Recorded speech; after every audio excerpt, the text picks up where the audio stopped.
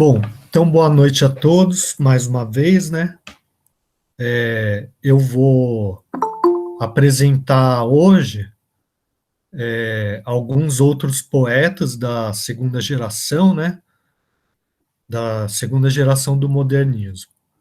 Ou seja, eles são da mesma geração do Drummond, tá? E daí, pelo cronograma ali das. Boa noite, Débora. Então, pelo cronograma lá das atividades, né? Vocês vão escolher um deles, né? Então, o Drummond, Murilo Mendes, Vinícius de Moraes, Cecília Meirelles ou Jorge de Lima, né? Então, eu pensei assim que quanto mais for variado, né, maior a possibilidade de vocês se identificarem com algum deles, né? Vocês gostarem de algum deles, né? Então, na aula passada, a gente fez uma leitura e uma interpretação do poema de Sete Faces do Drummond, né? E, assim, eu não sei o quanto que a turma, de um modo geral, gostou do Drummond, né? Eu não sei se vocês viram lá os vídeos, se vocês deram mais uma olhada no material sobre o Drummond, né? De qualquer maneira, para mim, o mais importante assim, é que vocês consigam encontrar dentre os autores, dentre os textos que estão sendo apresentados, né? Que vocês consigam gostar do, de alguma coisa o máximo possível, né? Então tá. Então eu vou mostrar em primeiro lugar o material que está postado lá. Daí depois eu vou ler alguns poemas, pelo menos um de cada autor, né? Ou, ou pelo menos sugerir que vocês leiam, né? Alguns.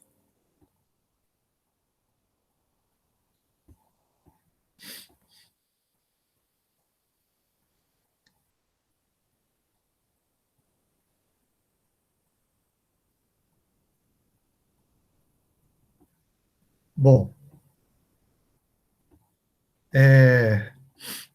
então se vocês entrarem aqui, ó, nessa aba Atividades, Modernismo segunda fase, Poesia, né? Já tinha o Drummond, né? Certo? Que continua aqui.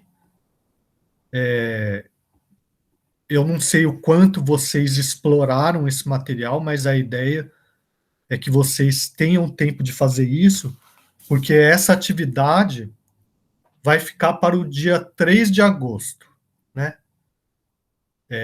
Ou seja, tem mais de um mês, certo? Bom, daí eu coloquei aqui o Vinícius de Moraes. Sobre o Vinícius de Moraes, coloquei um documentário, né? Tem vários, né? Na internet tem vários. Esse daqui eu achei o mais interessante. Ele é relativamente introdutório, né? Relativamente introdutório.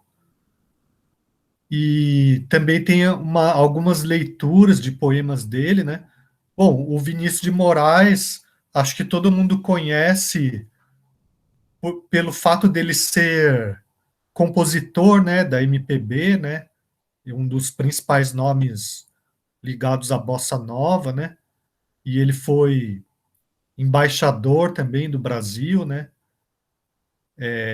E também tem uma carreira como poeta, né? E aí muitas vezes as- os poemas dele viram letras de música, né? Daí aqui tem um site que tem vários poemas dele. É só entrar aqui, ó, por exemplo, Poesias Avulsas, né? e digitar digitar aqui o nome de um poema, né? Que aparece o poema aqui, né? Então, esse poema, ele é lido, é um poema bem longo, que é lido lá no documentário pelo próprio Vinícius, é declamado pelo próprio Vinícius, né? E eu achei bem interessante, porque assim, a gente conhece de um modo geral os sonetos ou letras de música dele que falam geralmente de amor, né? Alguns bem bonitos e tal, né? Mas são os mais conhecidos, né? Eu achei esse diferente e achei bem interessante e resolvi então sugerir que vocês leiam o poema ouvindo, né? Ou ouvindo a declamação do próprio Vinícius, né? Que a versão que ele declama pula um trecho, né? Pula um trecho, só que não chega a comprometer o sentido geral do poema, né? E ele pula esse trecho aqui, ó, né? Essa estrofe. Daí tem outros, se vocês clicarem aqui, ó, que é o vídeo, né? Que na verdade é um áudio, né? Do, do próprio Vinícius declamando o poema, vai aparecer no YouTube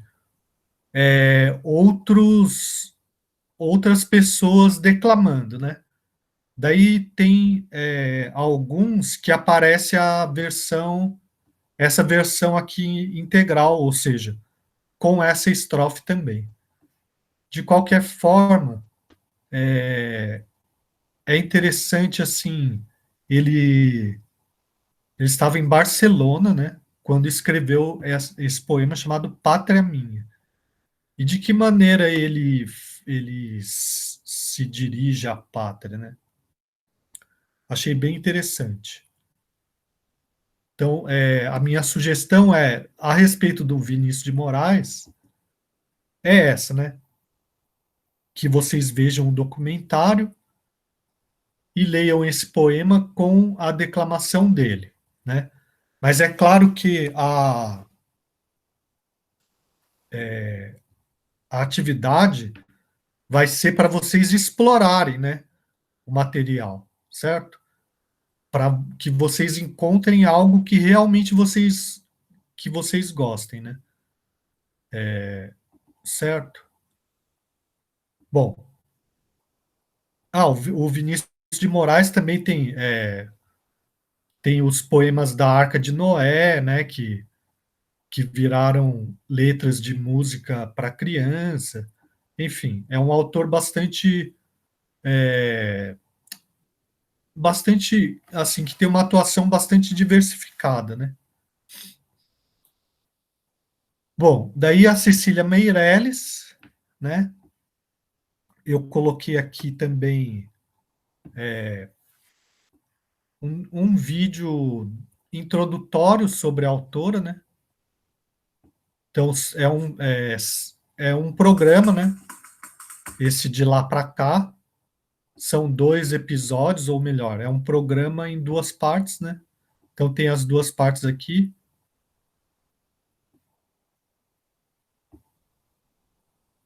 né?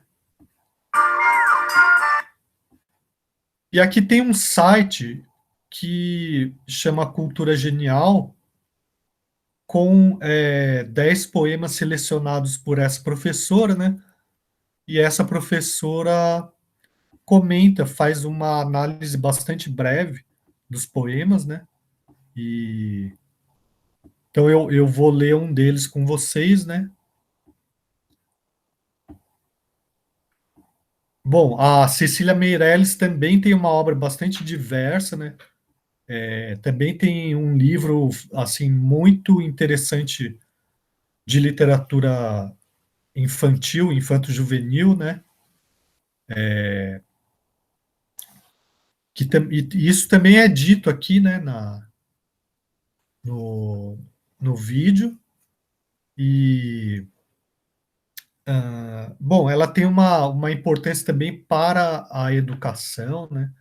E é uma coisa bastante interessante que nessa segunda geração, né, do modernismo, já não existe mais tanto a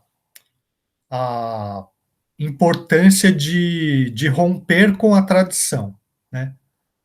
Então, se a primeira geração, que foi a do Mário de Andrade, do Oswald de Andrade, tinha necessidade, né, de romper com a tradição e afirmar os novos valores estéticos, de experimentação, né? Na segunda geração, isso já está conquistado, né? Então, os poetas podem ter a liberdade de escrever, inclusive, inclusive conforme os modelos da tradição, né? Então, e a temática também pode ser bastante variada, né? Então, a Cecília Meirelles, por exemplo, ela, ela segue um caminho bastante próprio e isso também é comentado aqui no vídeo, né? E daí depois o Jorge de Lima. Aqui tem também um vídeo introdutório, né, a respeito do autor, mas é assim, é introdutório, mas não é superficial, né? Então tem um professor universitário e um poeta sendo entrevistados aqui, né? E vários poemas são lidos, né? E cada um deles escolhe alguns poemas do autor, comenta alguns poemas do autor. É bem interessante. Daí aqui eu consegui encontrar uma coletânea de poemas dele, né? Sendo que eu vou ler um deles com vocês, né? Mas pelo próprio programa já ficam sugestões de outros poemas, né? Que a obra dele também é bastante diversificada, né? Bastante interessante. E, por fim, o Murilo Mendes, que eu também encontrei uma coletânea, né, de poemas do Murilo Mendes. Só que os poemas que eu gostaria de ler com vocês, ou melhor, o poema que eu escolhi para ler com vocês não está aqui, né? E alguns dentre os poemas lidos nesses vídeos aqui também não estão. Então eu peguei uma seleção que eu já tinha, né, de poemas dele para ler um deles com vocês. E os vídeos, né, esses vídeos que eu coloquei aqui, são de um ator que resolveu fazer uma série de vídeos chamada Papo Poético, né? E sobre o Murilo Mendes, ele fez 4 episódios, né? Daí ele vai comentando, ele vai lendo alguns poemas, vai comentando. Achei bem interessante, assim, um cara meio malucão, né? E é bem curioso, assim, tanto a seleção que ele faz quanto o jeito dele ler, eu gostei, né? Achei, assim, que é legal para ter uma ideia de como é a obra do Murilo Mendes, né? Eu acho que esse ator, ele conseguiu captar muito bem a riqueza da poesia do Murilo Mendes e o espírito de alguns poemas, né? Então, por isso que eu escolhi colocar esses vídeos aqui, né? Claro que se vocês entrarem lá no YouTube, vocês vão encontrar muita coisa a respeito de todos esses autores, né? Mas tem muito assim, programa de professor de curso pré-vestibular, né? Então, bom, pode ser legal, só que muitas vezes foge um pouco do objetivo nosso, né? Quer dizer, eu não estou querendo preparar vocês para fazer vestibular, né? Acho que isso já passou, né? Aqui tem um erro, mas enfim, depois eu corrijo. Então a ideia é essa, tá bom?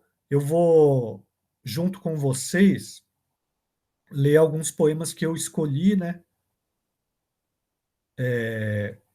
Começando por um do Jorge de Lima, tá bom? Então, lembrando, são todos eles do mesmo período, né? A segunda geração do modernismo brasileiro, né? Então, vocês têm que só escolher um deles, um poema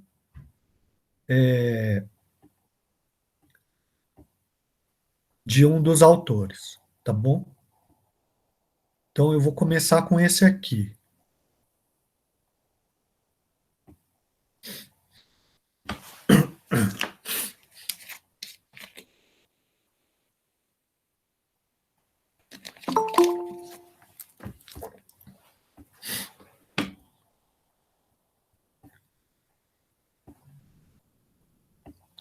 Alguém pode ler?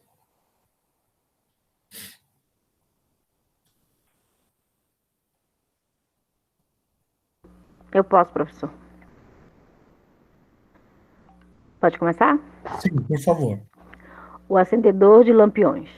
Lá vem o acendedor de lampiões da rua. Este mesmo que vem infatigavelmente para odiar o sol e associar-se à lua, quando a sombra da noite enegrece o poente. 1, 2, 3 lampiões acende e continua. Outros mais a acender imperturbavelmente. À medida que a noite aos poucos se acentua e a palidez da lua apenas se pressente. Triste ironia atroz que o senso humano irrita. Ele que doura a noite e ilumina a cidade. Talvez não tenha luz na choupana em que habita. Tanta gente também nos outros insinua crenças, religiões, amor, felicidade, como este acendedor de lampiões da rua. Certo, obrigado, Andréia. Então, eu acredito que esse poema ele tenha um sentido mais claro do que esses que a gente costuma ler, né? O que vocês acham? O que está sendo dito aí? Eu acho que ele é mais direto. É, mais Não direto. tem. As palavras são mais usuais. Sim, as palavras, o vocabulário é Sim, relativamente simples, né? sim. Dá para entender mais claramente o que está sendo dito, né? Sim. E o que está sendo dito.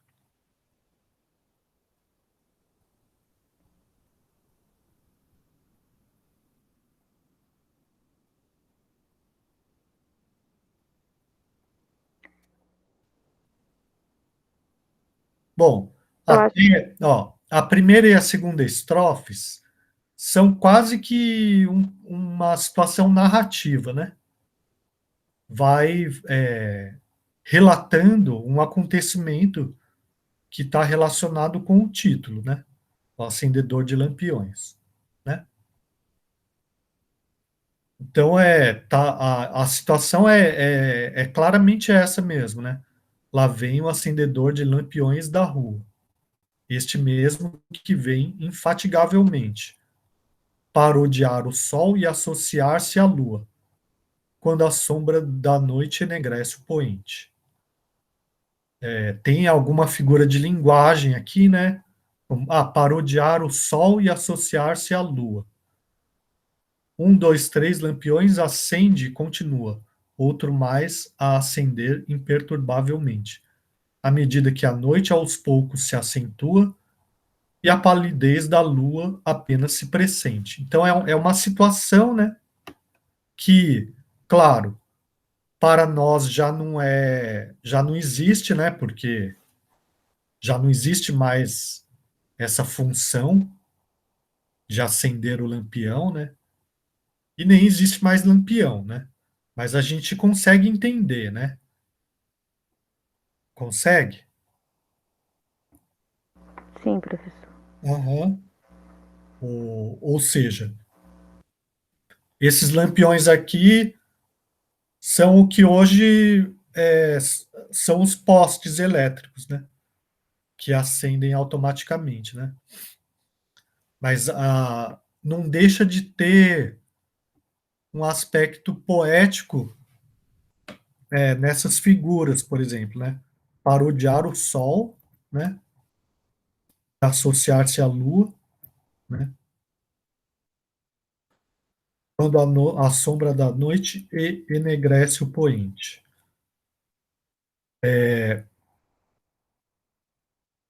Mas é bastante direto, não tem grandes enigmas aqui para serem desvendados, né? Aqui que começa a parte mais interpretativa, né? Mas também não é grande dificuldade, também não traz grande dificuldade, né? Triste ironia atroz que o senso humano irrita. Ele que doura a noite e ilumina a cidade, talvez não tenha luz na choupana em que habita, né? E aí, o que está sendo dito?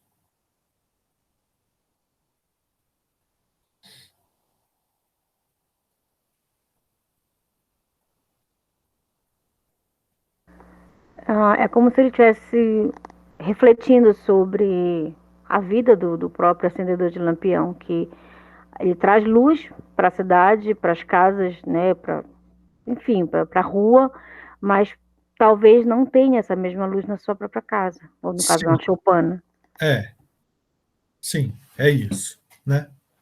O que é uma coisa bastante comum, né, na, na sociedade capitalista, industrial, né? O sujeito produz uma determinada mercadoria que ele próprio não pode consumir. Ou, no caso, ele está prestando um serviço para a cidade que ele próprio não tem para si, né? Que é essa luz, né? Mas na última estrofe já muda de moral da história, vamos dizer assim, né? Tanta gente também, tanta gente também nos outros insinua crenças, religiões, amor, felicidade, como este acendedor de lampiões da rua. E agora?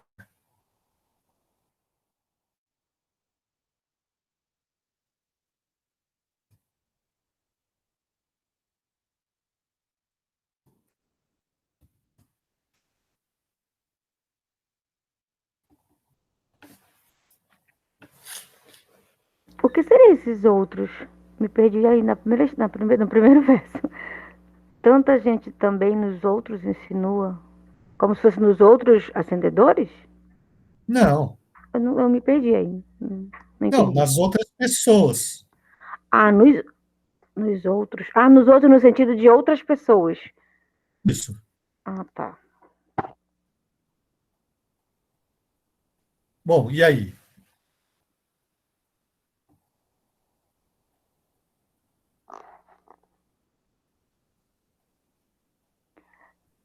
É como se ele estivesse refletindo mais uma vez, né, com relação assim, às vezes a gente insinua, a gente pensa algo de alguém sem nem ao menos conhecer. Ó, tanta gente também nos outros insinua. Pensa com relação à crença, com relação à religião, amor, enfim, como este acendedor de lampiões da rua. Não sei, é como se fosse não uma crítica, mas julgar o outro a partir do que ele é, não sei, enfim, ou do que está vendo nele, talvez. Ou então a pessoa prega, né? Aquilo que ela não tem, né? É Ou, como eu falei, né? Às vezes vive uma crença, diz viver uma crença, mas na verdade nas suas práticas são outras coisas. Isso, é. Né? Tanta gente. Diz É, amar, mas na verdade não ama, não expressa o amor. Diz ser isso, feliz, mas na sua intimidade talvez não tenha, de fato, a é, felicidade. é isso. Tanta gente. Bom, hoje em dia isso também continua, né? É uma situação que ainda é atual, né? A pessoa prega uma coisa que ela não vive, né? Ou, ou, ou procura divulgar um valor que ela não tem, né? Ou exige dos outros algo que ela não faz, alguma coisa do tipo, né? Certo? Sim. Os demais concordam ou só estão embaixo da coberta? Tá muito frio aí? Não, não, professor, concordo. Vocês estão acompanhando, né? Sim, aham. Tá. Então, parece então que o sentido é bastante claro, né? O, esse poema ele é comentado naquele vídeo de apresentação sobre o Jorge de Lima, né? E ele fez a partir de um texto do Olavo Bilac, né? Mas o texto do Olavo Bilac era em prosa. Então, uma espécie de comentário do Olavo Bilac a respeito dessa situação, né? E daí ele resolveu fazer esse poema. Mas tem uma coisa curiosa com relação à forma do poema, né? Que forma é essa?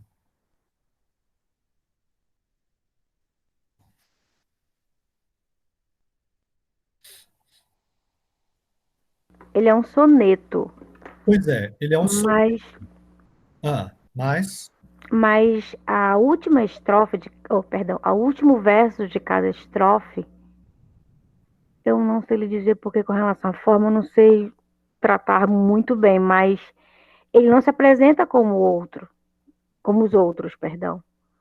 por causa do alinhamento aqui? Sim, a questão do alinhamento, não sei se é isso, mas Não, não. não é isso.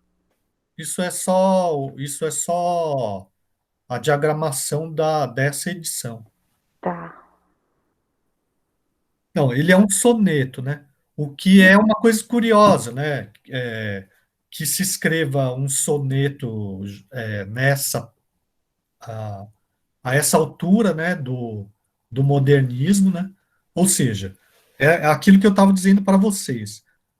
Essa geração modernista já tem a liberdade de utilizar as formas tradicionais sem que isso seja considerado uma coisa atrasada, retrógrada, né? Quanto que o Oswald de Andrade jamais escreveria um soneto, né? Tá bom? O, o Bandeira poderia. O Bandeira acho que escreveu soneto, né? Mas o Bandeira não se colocava de maneira tão radical contra a tradição, como eu comentei com vocês, né? Contra a tradição erudita. Mas além de ser um soneto, isso aqui tem uma outra característica, esse poema, né? Do ponto de vista formal,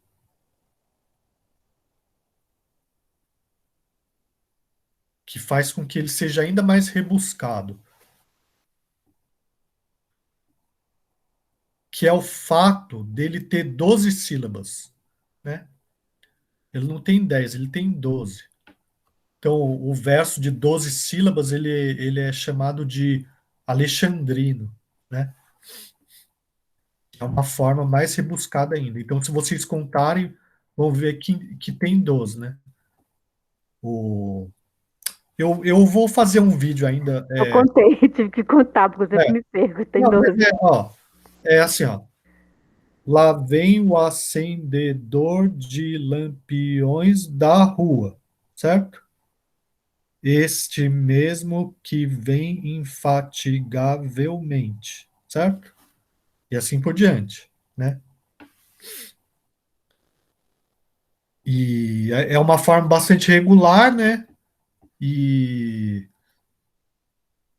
só que o assunto, ele é um assunto relacionado com algo do dia a dia, né?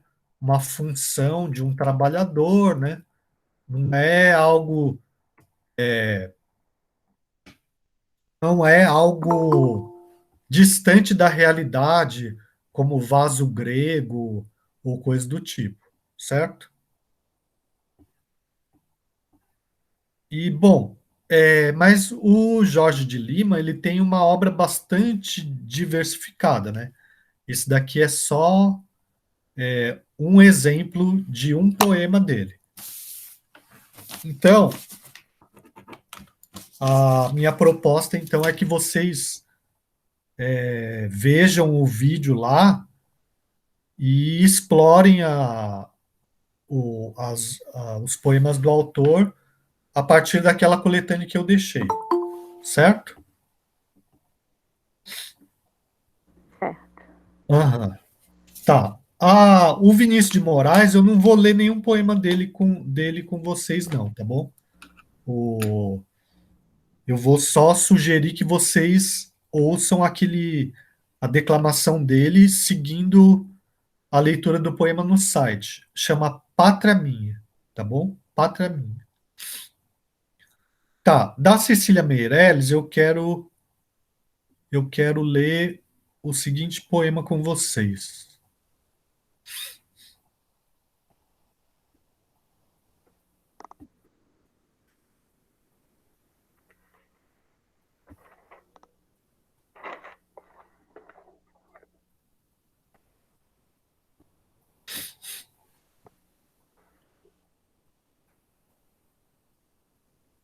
Ó, esse aqui, ó.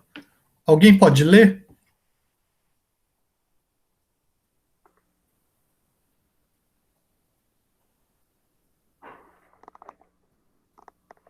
Eu acho que tá todo mundo com frio.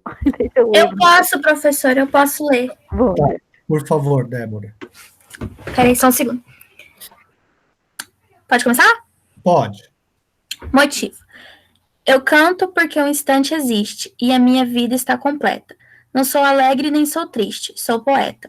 Irmão das coisas fugidias, não sinto gozo nem tormento.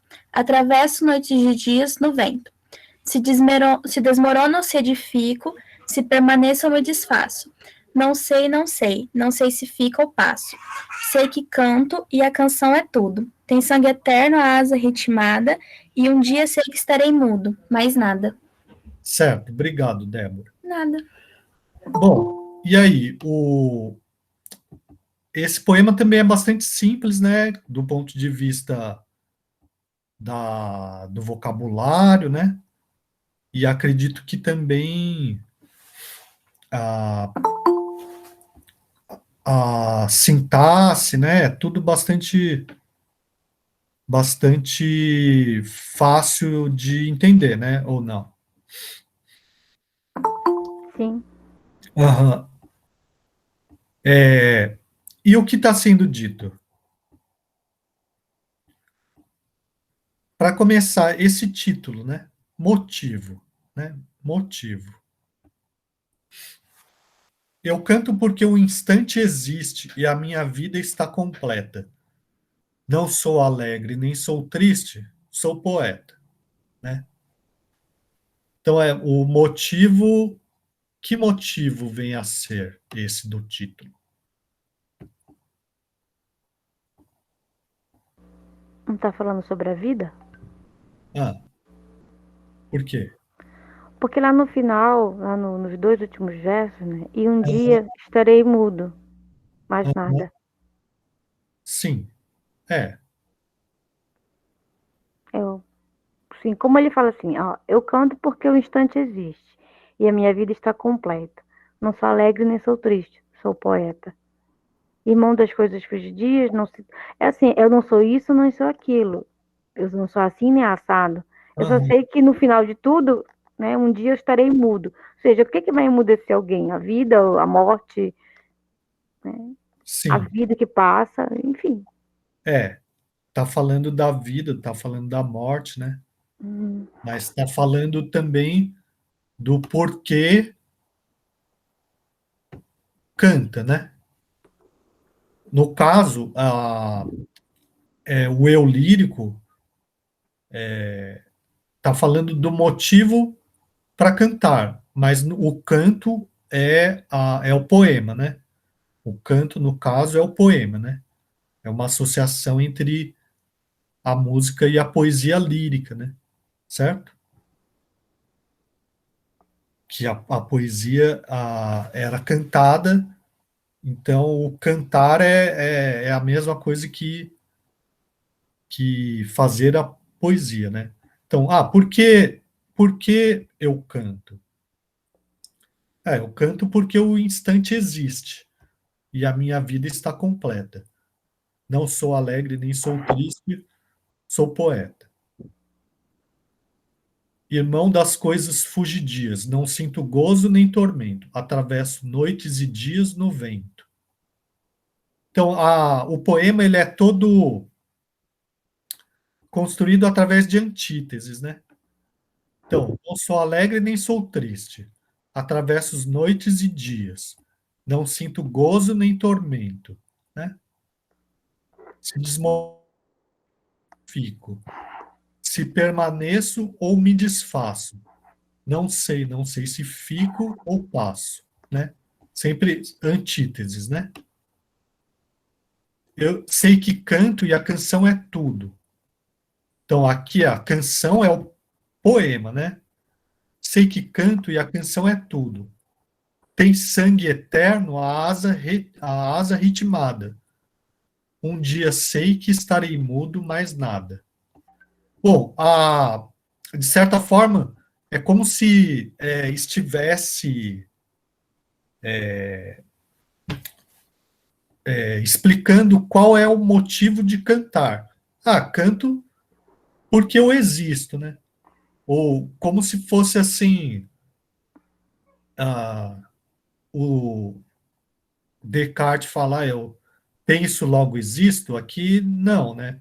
Aqui, bom, eu canto, logo existo, né? Eu escrevo o poema porque eu existo.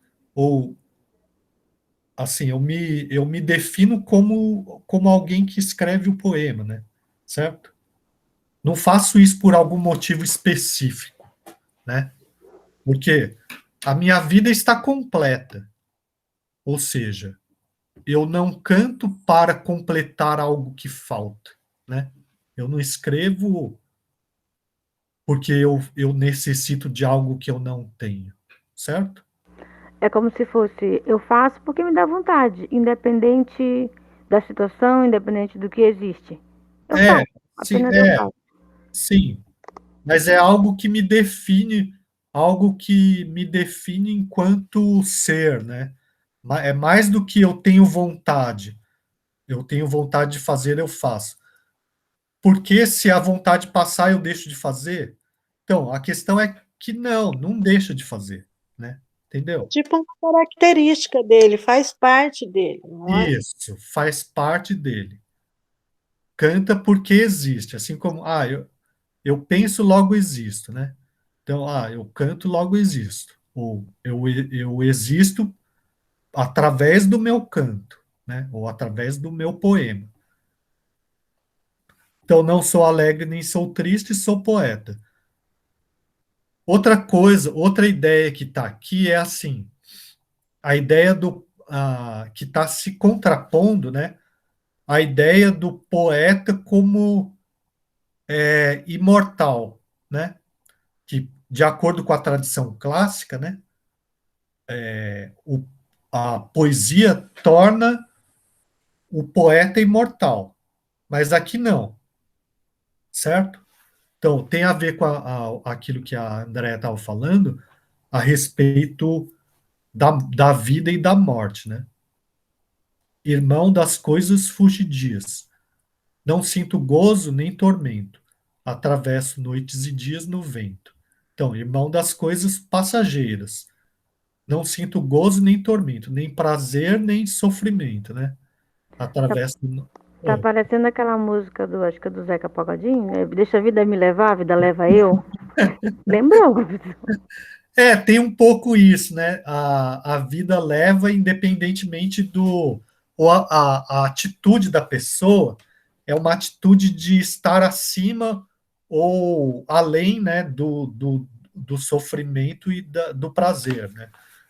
Ela não é levada, ela não se deixa abalar pelo sofrimento ou pelo prazer, né? Se desmorono ou edifico, se permaneço ou me desfaço, não sei, não sei se fico ou passo, né? A ideia é mais ou menos a mesma sempre, né? De questão de, da eternidade, né? De ficar para a eternidade ou de deixar de existir e ser esquecido, né?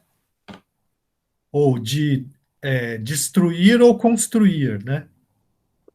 Mas, professor, aí Fala. pode falar que ele está falando, igual o senhor tinha dito, assim, que de eternizar os poetas, né?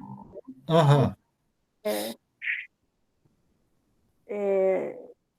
Em relação a eternizar os poetas, pode dizer que ele também está dizer, quer dizer que ele pode estar falando que ele não sabe se a poesia dele vai eternizar ele ou não. Sim, o que eu disse foi que está se contrapondo à ideia da, da poesia clássica como algo que torna o poeta imortal, né? Sim, em cima disso, mas eu, é, eu penso assim, será que ele não quer dizer que se a poesia dele for propagada, vai ser eterno, né? Se Aham. não, se não for bom o suficiente, não vai ser, ele vai ser apagado. Sim. Não sei se eu É. consegui. Não, é isso. Só que a postura do poeta, e no caso é a Cecília Meirelles, né? Só que é o eu lírico aqui. É indiferente a isso, né? Não importa se eu vou ficar ou não para a eternidade. Não é por isso que eu escrevo, né? Certo? Certo, Lucimari? Certo. Sim, Ah, certo. tá, então, sei que canto e a canção é tudo. Tem sangue eterno a asa ritmada. Um dia sei que estarei mudo, mais nada, né? Então, aqui, é claro que tem a ver com a morte, né? Só que enquanto existe, canta. E isso é tudo, né?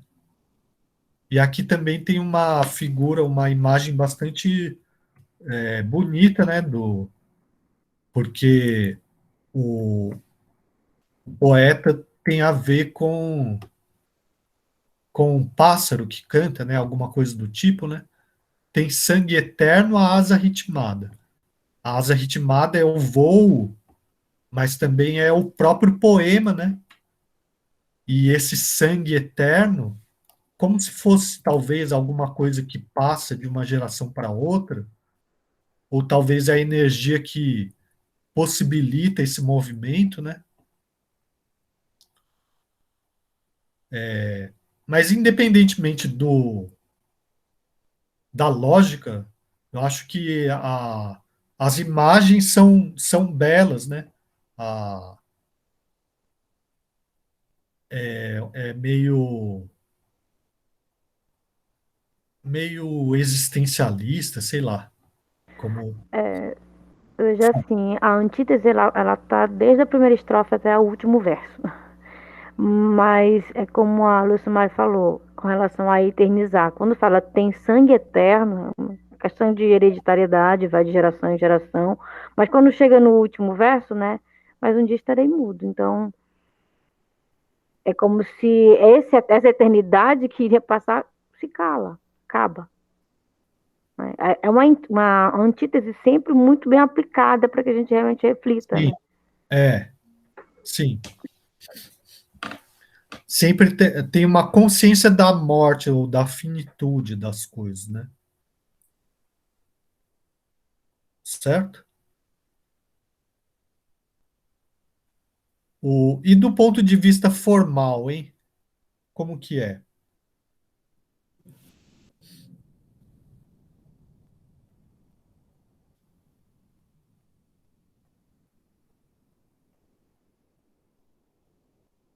Ó, é relativamente regular, né? Certo? Todas as estrofes têm 4 versos, né? Sendo que esses 3 primeiros, eles têm 8 sílabas.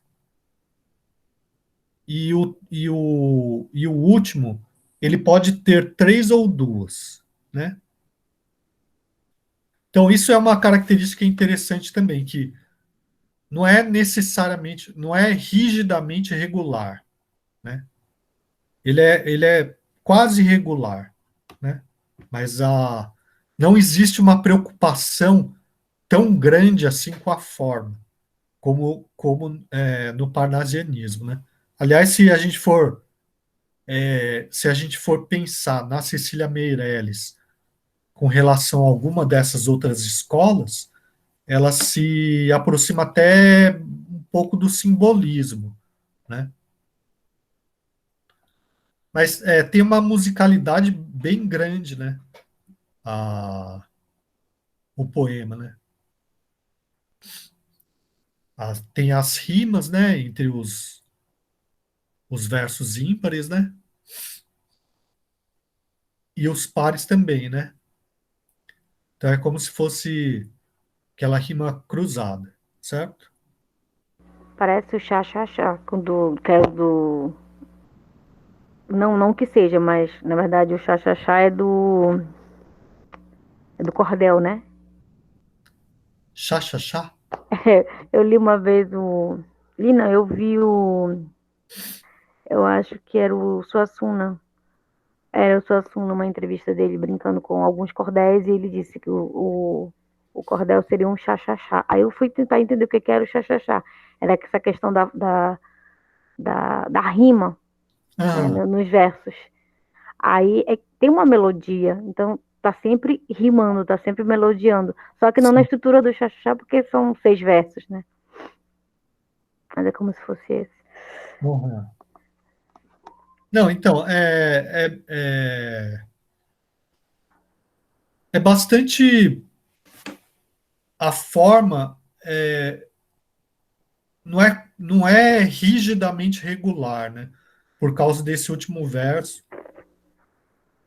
Aqui, ó, sou poeta, tem 3. E aqui no vento, tem 2. Aqui, ou passo, tem 2. Mais nada, tem 2.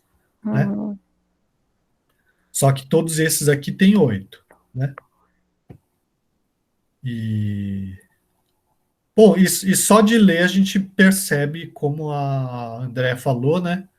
Essa regularidade, né? Certo? Com as rimas cruzadas, né? Mas a gente pode perceber, por exemplo, também a literação, né? Do T aqui, por exemplo, ó, eu canto porque o instante existe. Do T, do N, do S, né? E a minha vida está completa. Não sou alegre nem sou triste. Aqui isso aqui que é um dígrafo, né? O alegre e triste, né? Não sou alegre nem sou triste, sou poeta, né? E assim por diante. Ele é bem. A sonoridade é bastante elaborada, né? O sei que canto e a canção é tudo. Tem sangue eterno e a asa ritmada. e um dia sei que estarei mudo, mais nada. Né? Aqui também o T, né? As nasais, né? O T de novo, o som de S, né? Certo? Bom, mas independentemente disso, o importante é assim que de alguma maneira vocês gostem, né?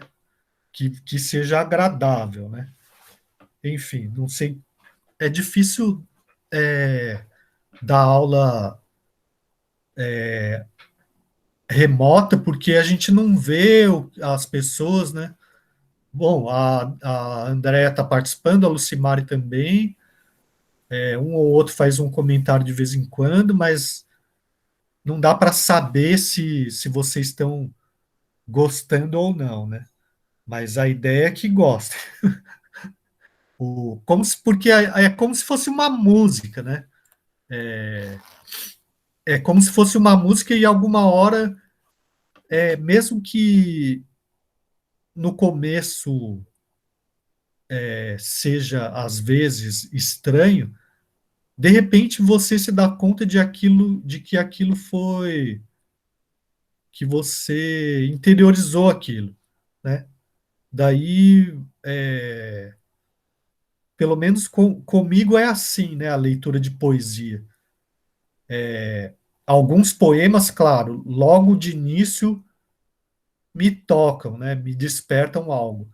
E tem outros que depois de bastante tempo eu falo, pô, como que era isso mesmo? Ou seja, eu absorvi e ficou na minha cabeça, e só depois de muito tempo eu vou me dar conta de que aquilo se tornou familiar, né?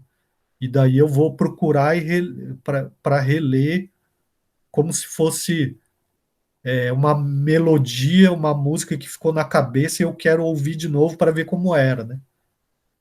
Então, para mim funciona dessa maneira alguns poemas, como esse aqui, por exemplo, né? Essa primeira estrofe, eu canto porque o instante existe e a minha vida está completa. Não sou alegre nem sou triste, sou poeta. Essa estrofe, ela ficou na minha cabeça sem que eu soubesse de quem era, né? Daí depois, algum dia eu falei, pô, de quem que é isso? E daí eu fui procurar e vi que era da Cecília Meirelles, né? Então, enfim, a poesia funciona um pouco também como a música, né? Às vezes a gente ouve uma música, ou ouve várias vezes uma música, né? E depois de muito tempo a gente lembra de alguma coisa e quer recuperar aquela música inteira para ver como era, né? Então, eu espero que algum desses poemas tenha algum efeito parecido com vocês, certo? Tá, eu vou ler mais um aqui agora do Murilo Mendes. Professor, Fala. só para salientar, a internet de alguns colegas está muito inconstante.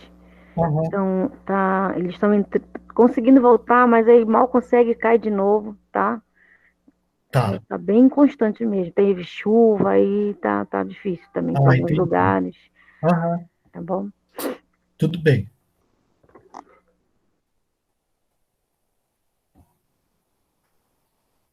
Bom, agora eu quero ler com vocês um outro poema que se chama,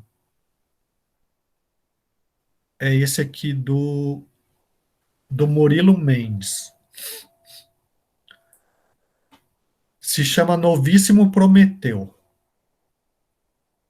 Eu quis acender o espírito da vida, quis refundir meu próprio molde, quis conhecer a verdade dos seres, dos elementos. Me rebelei contra Deus, contra o Papa, os banqueiros, a escola antiga, contra a minha família, contra meu amor. Depois contra o trabalho, depois contra a preguiça, depois contra mim mesmo, contra minhas três dimensões. Então o ditador do mundo mandou-me prender no Pão de Açúcar. Vem esquadrilhas de aviões bicar o meu próprio fígado. Vomito bilis em quantidade. Contemplo lá embaixo as filhas do mar, vestidas de maiô, cantando sambas. Vejo madrugadas e tardes nascerem. Pureza e simplicidade da vida. Mas não posso pedir perdão. Então, e aí?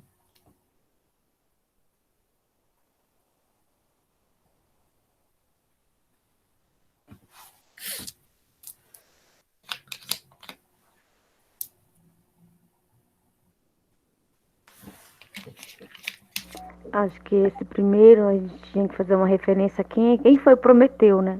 Eu tô querendo trazer na memória quem foi Prometeu. É, Eu já li sobre ele, mas eu não lembro. aham, Para poder realmente fazer uma referência aí. O que dá a entender que ele é um rebelde, mas assim, sim, eu realmente não lembro assim de quem foi de fato Prometeu. é Então, isso mesmo. vai ficar difícil eu fazer uma referência assim. Tá, mas você conseguiu captar o que a gente chama assim mais ou menos de chave, né? Qual é a chave do poema, né? Ou seja, aquilo que permite que a gente interprete ele de uma maneira mais adequada, né? Ou seja, aquilo que abre o sentido, né? Então é exatamente isso. Quem foi Prometeu, né? Então, Prometeu da mitologia grega, né? Uhum. É aquele que roubou o fogo dos deuses para Hum. dar aos homens, né? Eu lembrei daquele que roubou o raio no filme. Eu falei, não, não tem nada a ver com esse cara do Poseidon. Filho do Poseidon, não, não é esse. Não, então, o Prometeu, ele era um titã, né? Então, os titãs, eles são é, ah, imortais também, né? Só que eles são, na hierarquia dos deuses, eles estão abaixo de Zeus, né?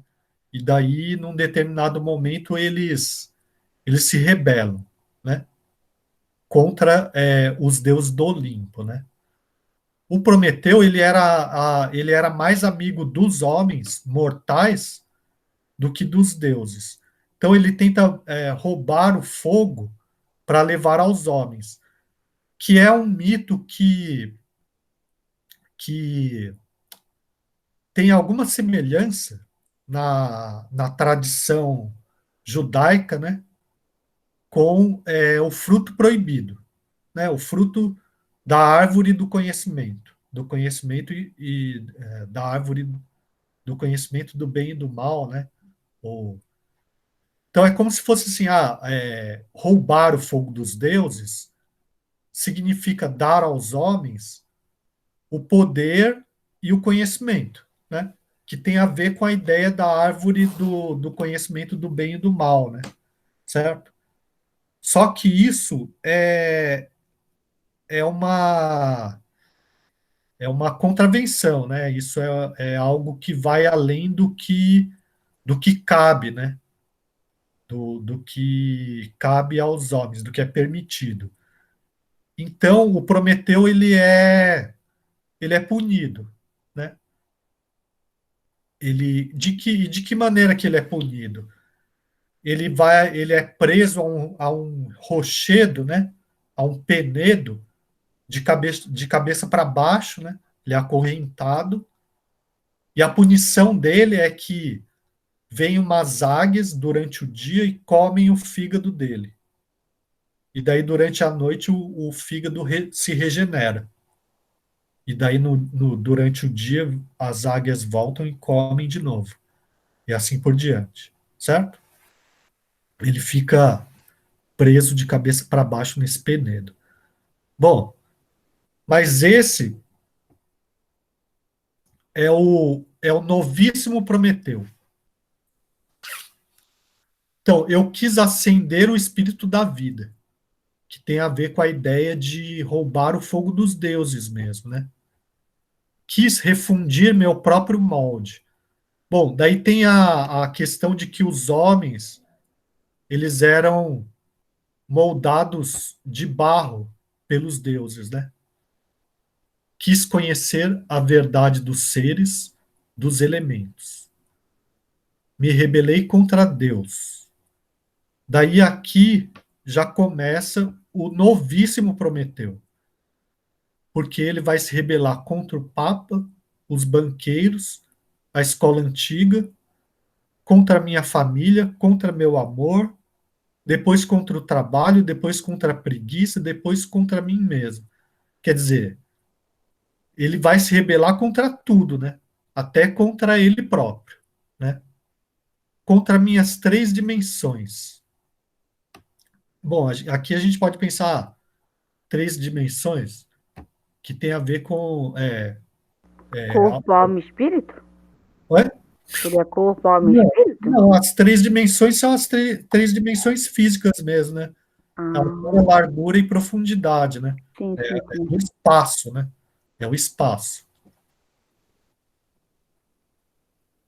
E daí depois vem uma outra referência que tem a ver com política, tem a ver com a modernidade, tem a ver com a realidade brasileira, né? Então, o ditador do mundo mandou me prender no Pão de Açúcar, né? Ou seja, aqui no Rio de Janeiro, né? No Pão de Açúcar. Vem esquadrilhas de aviões bicar o meu pobre fígado. Vomito bilis em quantidade. Então, aqui, de novo, é o mito do Prometeu, né? Só que moderno. Moderno e brasileiro, né? Contemplo lá embaixo as filhas do mar, vestidas de maiô cantando sambas. Vejo madrugadas e tardes nascerem. Pureza e simplicidade da vida, mas não posso pedir perdão. Então é um novíssimo Prometeu, bastante brasileiro, né? Mas quem seria esse novíssimo? Agora eu fiquei curiosa. É, Quem seria de fato esse novíssimo? é o poeta, né? O próprio poeta? É o poeta, não necessariamente ele, Murilo Mendes, Sim. mas é o poeta brasileiro da atualidade, né? Hum. Certo? E, bom, eu acho bem interessante, assim, por causa da imagem, né, que ele cria, né? Sim, eu fiquei imaginando ele, quando ele fala assim, contemplo lá embaixo as filhas do mar. Quando o senhor fez a primeira leitura, como é que ele consegue contemplar algo lá? Aí, quando fez, o senhor começou a falar do Prometeu mesmo, eu comecei a tentar com relação ao que ele vê lá embaixo, né? Que, na verdade, são as mulheres na praia ali, né? Dançando, vestidas de maiô e tal. Isso, Na hora eu não conseguia associar isso. aham. Desde Mas madrugada, é tarde isso mesmo, nascer.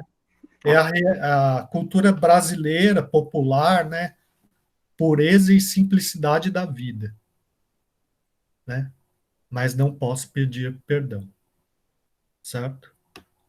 Ele é condenado para sempre, né? O Prometeu. Só que depois ele é libertado por Hércules, se não me engano.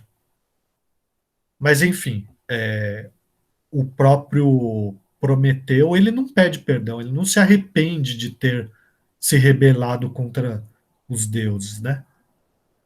Certo? Enfim, É. eu acho bem interessante esse poema, né? E assim como outros do Murilo Mendes, né? E a ideia é que, bom, que vocês também achem algum deles, né? Deem uma olhada nos vários vídeos, né? Esses vários vídeos, eles muitas vezes algum poema sendo lido ali chama mais a atenção de vocês, né? Eu escolhi alguns só para dar uma amostra, assim, certo? O, então, eu vou deixar, quer ver?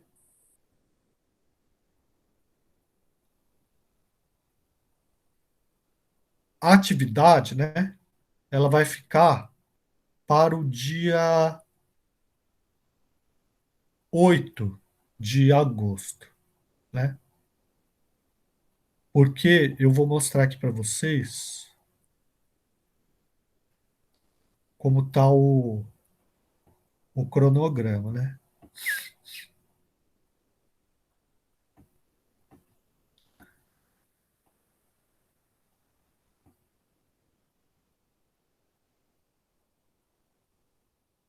Ó, eu passei para vocês aquelas questões das vanguardas para o dia 13 de julho, né?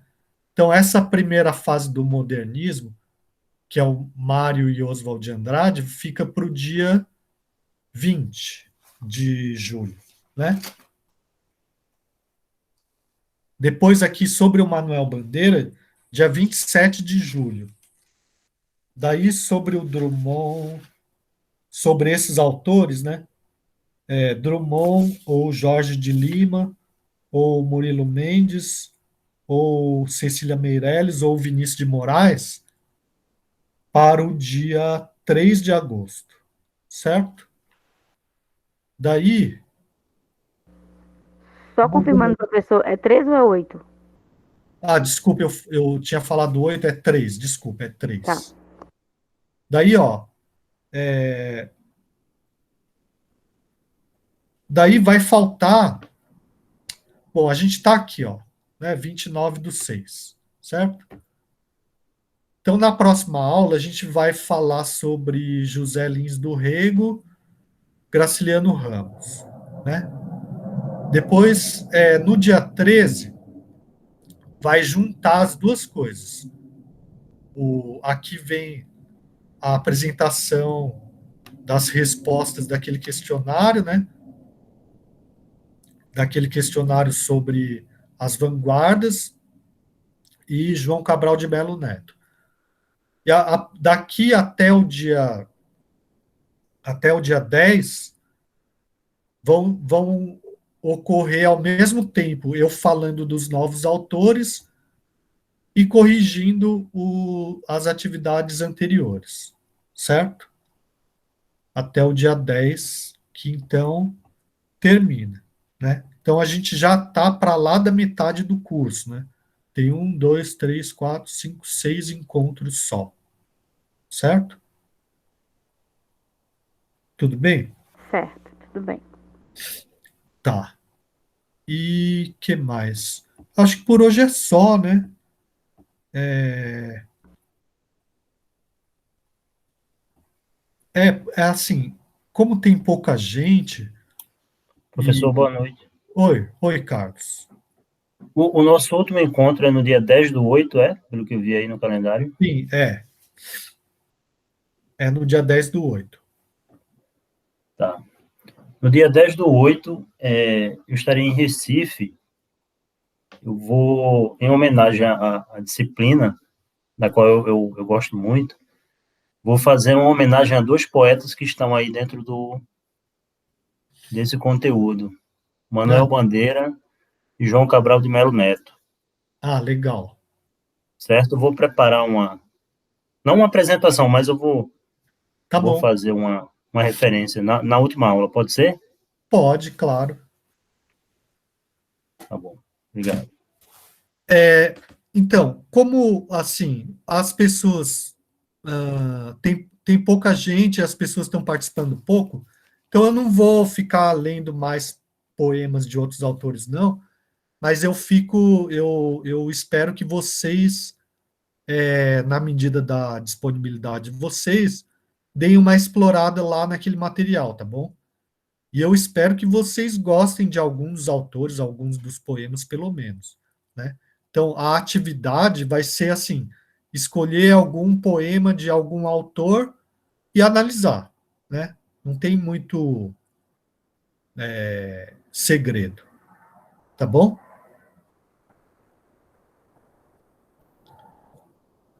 Tudo bem, professor. Tudo bem, professor. Tá. André, você Fiz a frequência. a frequência? Uhum. Então, mais alguma pergunta que alguém tem, alguma observação? Professor, se o senhor tiver 2 minutos após o final da aula, gostaria de conversar com o senhor, se for possível. Sim, eu posso. Mas daí você quer falar alguma coisa para a turma como um todo ou não? Não, diretamente com o senhor. Tá bom, tá bom.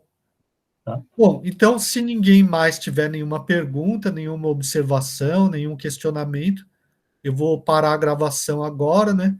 E daí a gente se vê na próxima semana. Tá bom? Tá bom. Tudo bem. Boa noite, gente. Boa noite, professor. Então, boa noite, Boa até noite. a próxima. Obrigado pela presença. Se Boa noite a comam bem hoje à todos. noite. Tomem banho